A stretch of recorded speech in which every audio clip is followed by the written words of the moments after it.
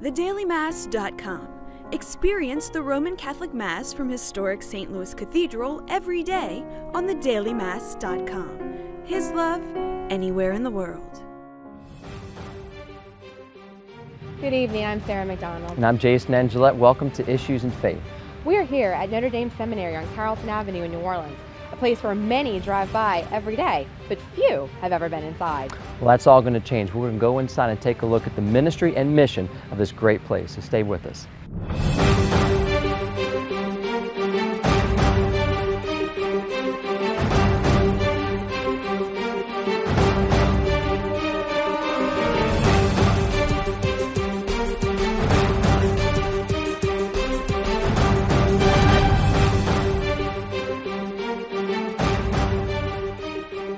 We're here in the family room at Notre Dame Seminary, and I am joined by the President Rector, Father James Weiner. Thank you so much, Father Jim. Thank you, Sarah, for having me. Yes, well, thank you for having us. Absolutely. On the beautiful grounds of the seminary. So many people drive by the seminary on Carrollton and don't really ever get the opportunity to come inside. So we are hoping this will serve as a nice brief visit for some of our viewers. I hope the viewers get a sneak peek to what's happening here at Notre Dame Seminary. That's right. Good. Well, first of all, tell us a little bit about the seminary in terms of where we are. How many seminarians are enrolled here? Well, we started with 115 seminarians this past year, which was the largest enrollment in over 15 years. And so I think bishops are pleased with what we're doing here at Notre Dame Seminary, and that enrollment continues to grow. And so one of the needs that we have here is how to house a growing enrollment. So it's a good problem to have, but it is a problem, and that's why I'm grateful that we're going to talk about the campaign. Sure, well definitely, and that touches a little bit on another subject of where do our seminarians come from? It's not just from the Archdiocese of New Orleans. We're the only seminary in the Deep South, so we have seminarians from Louisiana, Mississippi, from Alabama. Our territory would take us up to Arkansas, to Kentucky. So we bring in a lot of different dioceses here. There are over 20 dioceses, as well as religious communities that send their men here. Notre Dame Seminary is a graduate level seminary, so the men have already been in the seminary and they're completing graduate work, or they've been to college before and they begin with a 2-year introductory program. On the North Shore, as we know, that's the undergraduate seminary, so those fellows are earning undergraduate degree. So, as I indicated, my first year here, which was 3 years ago, we had 75 seminarians. And the last year was 95, this year 115. And as I said, more and more bishops are becoming interested in what we're doing here at Notre Dame. Well, and I think that that's a testament to your leadership, to the leadership of Archbishop Amen and all the bishops of Louisiana who have really committed themselves to seeing priestly formation at its excellence occur here. And that's a question I wanted to ask you. What exactly does priestly formation mean? It's about more than teaching men how to say Mass. That's right, that's right. So the Church classically looks at priestly formation from 4 areas: human formation, spiritual, intellectual, and pastoral. So the first of all, who is this man? Is he capable enough to create and sustain relationships? Would this man be a good husband and a good father? See, the vocation of priesthood is through marriage, because marriage is the natural vocation within the human order of things. So we have to be sure that this man has cultivated the maturity to be able to engage people. You know, we're not superheroes, we're just regular men, but we're called to enter into people's lives in good times and in bad. So that man has to have the right virtue and maturity to do so. So that's human formation, we look at all of that. Spiritual formation, a man of prayer. He has to be in communion with the Lord, because it's in His name that we forgive sins. It's in His name that we anoint the sick. It's in His name that we're calling people into the sacraments of the Church. So he has to really be sure that this is God's will and not his own will. Mentioned the theological training, the intellectual formation. Not all of us are going to be St. Thomas Aquinas, but how do you take the gospel and translate that in the 21st century to the real life situations of people? That requires a training that can help people have access to the gospel. And finally, as I noted, the pastoral formation. This is the 21st century, and people find themselves in situations where we say every human being is entitled to the gospel. So how do we get that gospel to them? So it's a 4 to 6 year training that occurs here. And after they're ordained, the formation doesn't end. Right. There's a whole other aspect of formation. But what we do here, I think we're very proud of how we get these men prepared for ordination. I've heard you say before that your job is to make sure you have holy, happy, healthy priests. That's right. That's right. And competent. Competent. Yeah, That's competent very priests. important. But these guys today coming in to the seminary, they love the church, they love the Holy Father, they love people, ministry. So it's a good time in the life of the church. And so while people may be questioning the relevancy of the church and is faith that important these days, these men are really living signs of what it means to be Catholic these days. And so I'm very confident in the direction of the church, because of not just these men, but a lot of our young people throughout the church, certainly seen here in the Archdiocese. Definitely. And that brings me to another point. Many people do not realize also that there are lay formation opportunities through Notre Dame Seminary, master's programs and trainings for the laity who want to continue their formation as well. Tell us a little bit about those programs. Well, the seminary is a gift by the church and for the church. So while we have the resources that we need to train future priests, we also have to share those resources as well. So we have a variety of programs, as you indicate. We have a master's degree in theology for men and women who may want to come here with the seminarians, if their time affords them to, or on Saturdays. So it's a longer program, but they can get a well-qualified degree. A new degree we just started is a master's degree in pastoral leadership. So not just learning the theology of the church, but how can lay people, as professionals, as ministers, be able to serve the church with that capacity. And with that is another effort that we have called the Catholic Leadership Institute, which is an institute that we house here that in a very particular way forms men and women to the mind of the church, where pastors will be able to receive these folks into their assignments and be able to utilize them.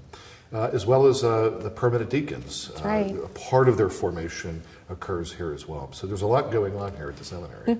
Well, and all of that goes back to you saying priests are not superheroes. They cannot expect it to be everywhere and do everything all of the time. And so the assistance of the permanent deacons in the Archdiocese, the assistance of lay people who can come and assist pastors in their pastoral leadership and their assignments are very important for the 21st century church. That's right. One often hear the saying, no one comes to the altar alone. It's Jesus' priesthood. Those of us ordained are ministers of it, but all of us participate in that one priesthood of Jesus. So that mutual collaboration is what the Lord wanted for his body, the body of Christ. And I think Notre Dame Seminary is doing a great job, and it's really one of the premier seminaries of this country. Well, Father Jim, I definitely agree with you. I'm always energized when I come and visit you and the seminarians here and get the opportunity to work with you. And I'm looking forward to talking with you and some others a little bit more about the capital campaign a little bit later in the show. Thank you, Sarah. Appreciate it. And we'll be right back with more Issues in Faith. The heart of Woman's New Life Center is its outreach to women in unplanned pregnancies, especially those who are seeking an abortion. Our professional counseling services, combined with free ultrasound tests, provide each woman with the nurturing she needs while also revealing her unborn child to her. For more information about the life-saving work of Woman's New Life Center, call 504-831-3117 or visit womansnewlife.com. And welcome back. We're here in the family room here at Notre Dame Seminary, and I'm joined with two seminarians, David and Jared, and we'll start with you, David. Tell us about, first, thank you for being here, both of y'all, and David, tell us about how you got here to Notre Dame. Well, let's see, I actually got here, first before coming here, I went to UNO, got my undergraduate in mechanical engineering, and after graduating from there in 2009, I entered Notre Dame in 2010. So that discernment process from Notre Dame, from UNO to here, what was that like for you? It was a long discernment process. It was something that I thought about back in high school. I went to Brother Martin, and during that time I thought about seminary, but trying to figure out what I wanted to be when I grew up and where I wanted to go for college. I ended up deciding to go to UNO, where I studied engineering, as I said. But during that time in engineering, these thoughts of priesthood started to come back, and after graduating decided to enter the seminary. What was that like? So you're working through everything at UNO, and you're hearing this call in your heart. You kept going back to prayer with it and just asking God for clarity on all this? I was. It was especially towards the last year and a half, 2 years of undergraduate. The idea really started to come back, and those thoughts and feelings I had in high school. And I started praying about it and asking God to show me some sign if He wanted me to continue down the path I was down, or to enter seminary and see where that would lead. And for several months, I really just didn't receive any answers. Yeah. And with that, I also had another complication, if you want to call it, in that at the time I was also engaged to be married. Really? So there was this struggle between, do I continue with that vocation of getting married, or do I discern from there if I should be going into the priesthood or not? So there was a lot of prayer involved in that. A lot of frustration of not receiving those signs I was hoping to find. Right. And then finally, after several months of praying and just not getting those answers I was looking for, I would say I gave God an ultimatum, where I told Him, tell me what it is you want me to do with my life, because I'm tired of asking, and I'm just confused and don't know what to do. Yeah. And that day, it was during Mass, after receiving communion, I made this ultimatum of sorts. And I had 2 people come to me and tell me they thought I should be a priest. Wow. Only a few minutes after that. Wow. And to that day, nobody had ever told me anything like that. Yeah. And nobody's told me that since either. Yeah. So I saw that as that sign that I was looking for. God is always speaking to us in different ways and at different times, right? And we have to be ready for it. Sometimes we don't want to hear that answer, and He waits till when we're really open and ready to hear it at times. Exactly. We got to be patient for that. Right. Jared, tell us about you. How did you get in here? Well, I guess I had kind of a winding journey before I got here. I'm from Destrehan, Louisiana. Went to Jesuit, right? Went to Jesuit High School. I graduated in 2009, go Blue Jays. And then I went to Steubenville for 2 years in Ohio, Franciscan University. And then I decided to leave early and go for 2 years in the seminary in New York, the Salesians. Did you hear this call as you were in high school too, as well? This call to the priesthood? I did actually. I felt called to be a priest ever since I was like 5th grade. Ever since I was really young. Praise God, yeah. Yeah, it was our priest at the time, Father John, from my parish. He really inspired me to become a priest. Fantastic. So it stuck with me, but of course I kind of ran away. In the middle of course, right, absolutely. So moving forward, went to Jesuit, now you're at Steubenville, now you're going into seminary up north? Up north, yeah. And so I felt a strong call, just with years with my mom doing mission work in Mexico. Wow. I felt the call to be a missionary, a missionary priest. But after just like 2 years of discerning, I came to the decision where, yes, there's a need for missionaries, but there's a need for missionaries in my own backyard. There's people that are in such a need spiritually and physically, of course, too. But there's a need for priests here, and so that's right. I felt called to come back, and I'm now my 2nd year. Praise God. Here. One of the things I think of is, entering into the seminary is not like anything else, like going into med school, going in to get the law degree. Like, you really want to make sure you're going into the right place to get the right education, the right formation, or whatever it is. Why Notre Dame Seminary for y'all? Well, for us, when you apply to become a priest or to enter seminary, you don't apply to the seminary. You apply to a diocese. And once you get picked up by that diocese, they will send you to whichever seminaries they use. So for us, being that we're from New Orleans and we're studying for them, we're blessed to have 2 seminaries here in the diocese. So we use St. Ben's across the lake for undergraduate, and then here for the graduate school. Now, what's going on here is amazing. From the professors to Father Jim, everybody, this place is just on the map, and people are coming. Tell us about some of that experience here. That's creating such great formation in men. Jared, what's you? I would say, of course, like all things, it starts with prayer. Yeah. Firstly, just the opportunities to grow in personal prayer here. We have adoration every morning. It's optional from 6 to 7:20, and then also some evenings we have it also optional. We have rosaries together daily. We have Divine Mercy Chaplet on Friday that we do together, so that's more common. We have morning and evening prayer together, Mass together, all communal. But I would say it's that challenge first in prayer, especially personal. Yeah. And just growing together as well, holding each other accountable. Speaking of that togetherness, like, what's that fellowship like here as a bunch of guys coming together with this great purpose to try to serve the Lord with your whole heart? What's that like? Yeah, that's certainly one thing since Father Wayner has gotten here, that he's really been promoting this idea of us being a fraternity. Yeah. I mean, we are a brotherhood. Right. And it is, and it very much is that. You know, we need each other. We're not, while we're in a parish, you know, sometimes we'll be alone. We won't have another priest with us. Yeah. So to build that community, so that way we have those contacts, that we're able to continue that community once we're ordained. Yeah, it's like as iron sharpens iron, so man sharpens his fellow man, and hopefully continuing that kind of that bond, and as a priest, you know, keeping that brotherhood, the fraternity alive, and that as well. Absolutely. So tell us too about you know, the fellowship, but also too the classes, the coursework that you're going through, the different professors that are helping you intellectually at theology. What's that like here?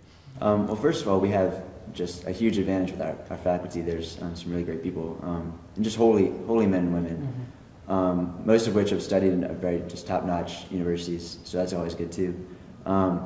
But I guess what's also is the challenge, like I was saying before, spiritually, so then we have the challenge intellectually. There's tons and tons and tons that you'll never know. Of course, the more you dive in, the more you just don't know. But there's so much opportunity. So like readings they're just expansive, you know, and it's, a lot of it is what you're willing to put into it. So as long as you keep in mind, you know, this is for my future flock, this is for the church. Right. Then of course you're going to want to read more. You're going to want to learn more as much as you can, because you never know what the future holds. So just so much opportunity in our. Yeah. What would just. Yeah. To add to that, one thing we talk about, those 4 pillars of formation. And what they really try to stress is to see those not as individual pillars that are separate by themselves, but to really integrate those. And to see, so, you know, speaking of our courses, how can we take what we learn in those courses into prayer? That's right. And how does that help with our prayer life, grow in our spirituality and our love for God, our love for His church? And also for our pastoral, you know, how can we take what we learn in the classroom and then bring that to the people outside.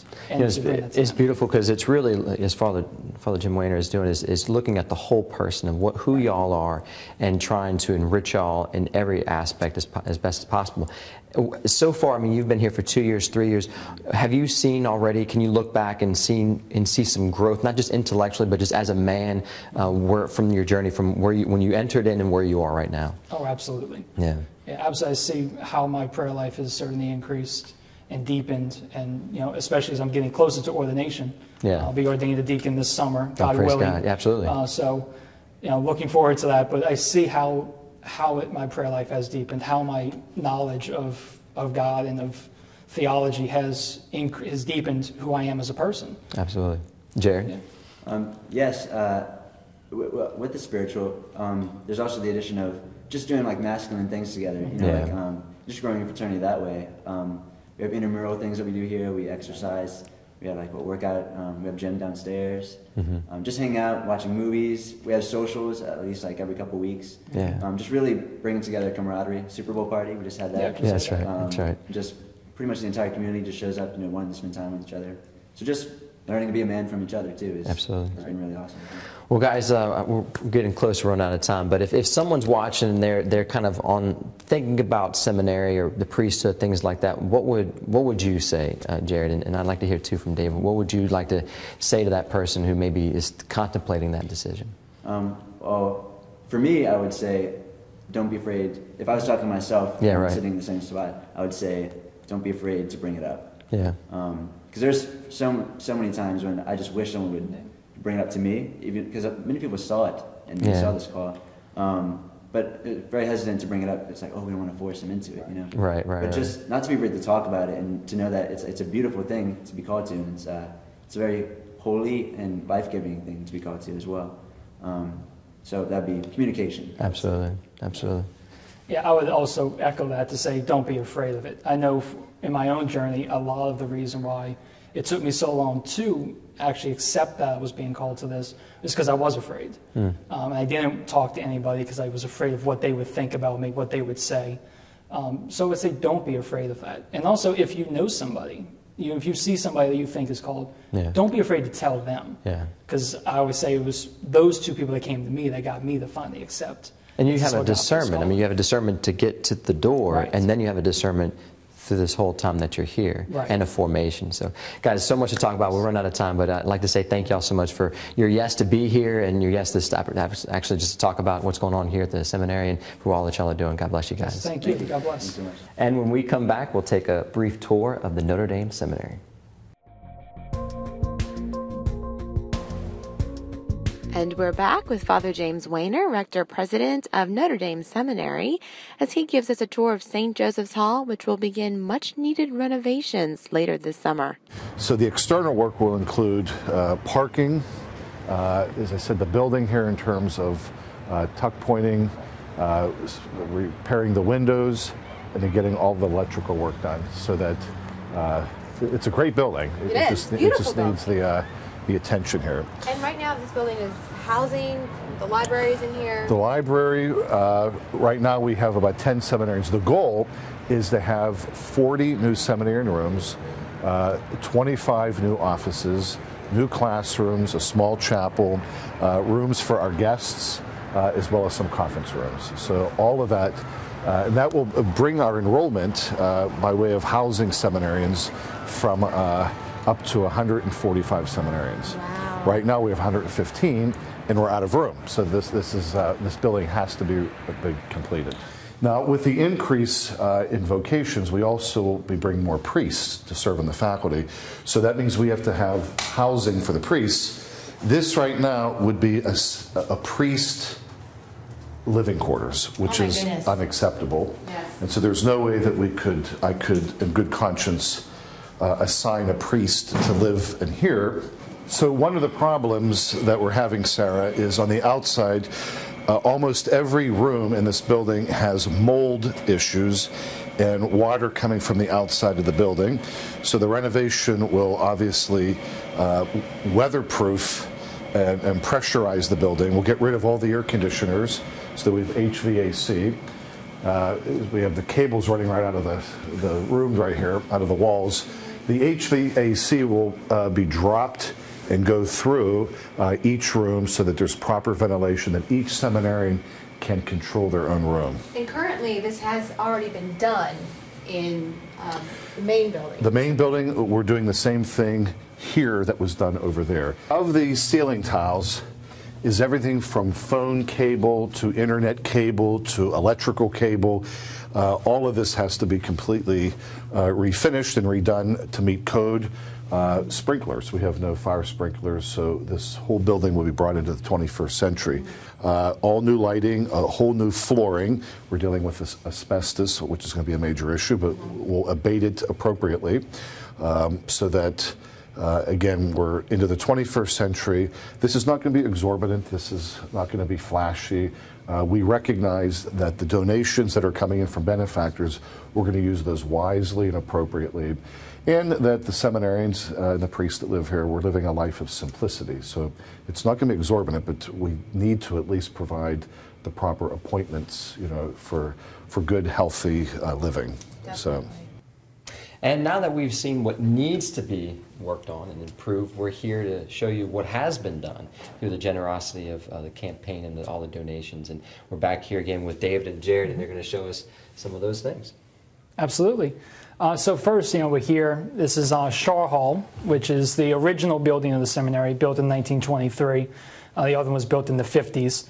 But this is the one that got renovated first through the generous donations of the Bensons and the people of the Archdiocese.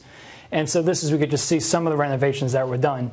So just as in the other building, they have window air conditioning units, this building also had that. Mm-hmm. And with the renovation, they have a whole new HVAC system that they installed, and they just finished this past semester, actually, on the first floor, getting that finished. And that was the final phase of this project. But here we have one of our guest rooms, which you can see all the renovations that had been done. So how similar was this room to what we just saw in the other building? It was pretty similar. There were ceilings. The ceilings here are 10 feet high, versus the other one, which, as you could tell from the drop ceiling, was very low. There were also, as I said, the window air conditioning units, which have been removed.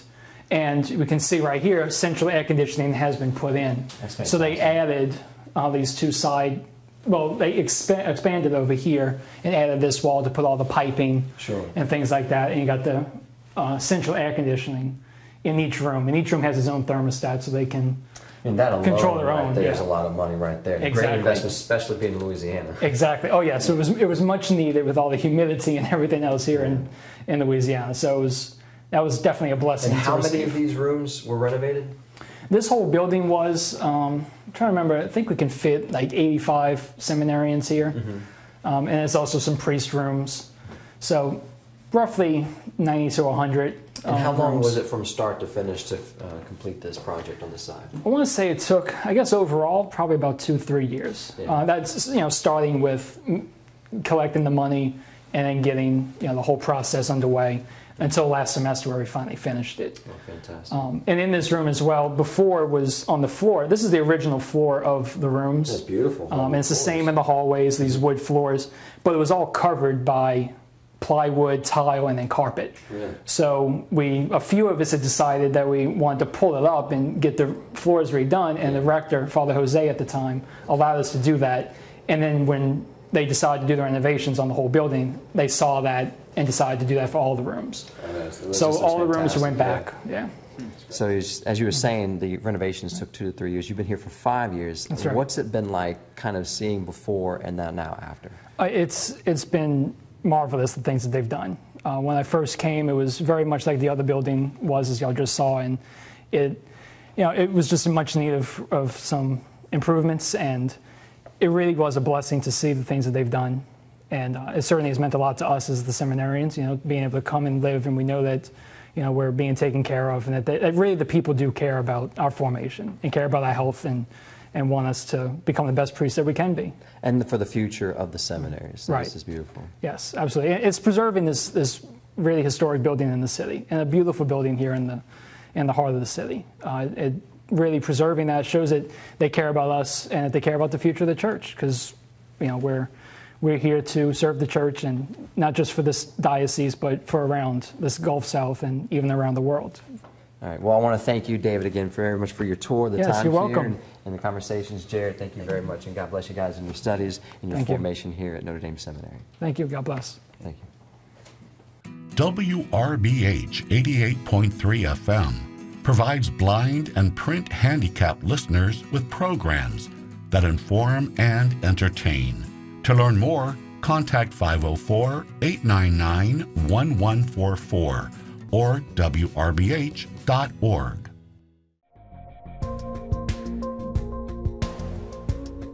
For those who'd like to help with the capital campaign, please go online to iwillgiveyoушepherds.org. And if you're thinking about the priesthood or would like more information, please check out nolapriest.com.